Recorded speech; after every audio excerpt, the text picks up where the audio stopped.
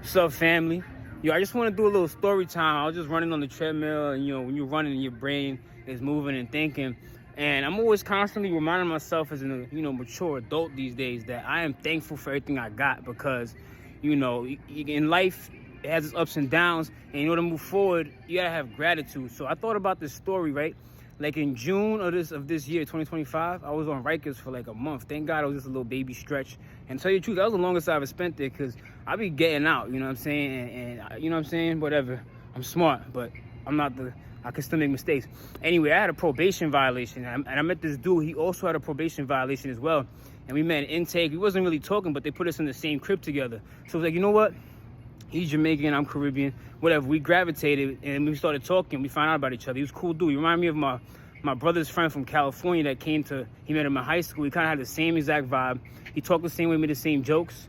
Kind of brolic dude, you know what I'm saying? Nobody was fucking with us because we was on some cool tight shit. You can't get in between that. But anyway, the reason why I brought this up, cool dude, cool ass dude. We was gonna link up and make some bread and shit.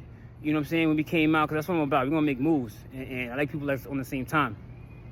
But I was reaching out to him. I got out first. He did a couple more months and shit, and he came out. He was good. He always said he was gonna drink when he got out, pop some Henny or some shit. And I'm on my sober note because for one, me choosing to do it, yes, but also at the same time, I was kind of forced into it through a situation which it's a blessing, thank God. But long story short, he got out. He's doing his thing, and I was on his page trying to reach out to him. I seen his post that it was talking about how somebody passed away, rest in peace, whatever. And some woman posting some girl, and she was talking shit about this dude.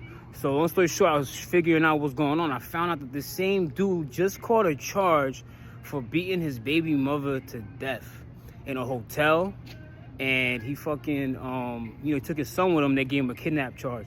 So I was just with dude, and like that little bit of time was in there was like, yo, there's a little bit of time for probation violation. It's whack. We don't want to come back. And I know I'm damn sure not going back.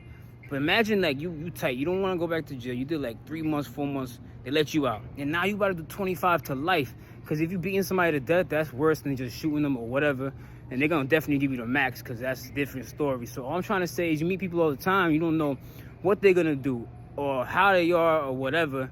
So I'm trying to say be thankful what you got because your life could change in an instant the next day. So always remind yourself where you are right now in life. And things could always be worse, but it's not. And then things will always be good. Once you constantly remind yourself, you're going to be like, I'm never going to put myself in a position where I'm going to violate my own self, my own life. And don't be drinking alcohol, making crazy decisions, because that's really why that shit happened. Homeboy was drunk, threw his whole life away. All right, y'all? So, peace.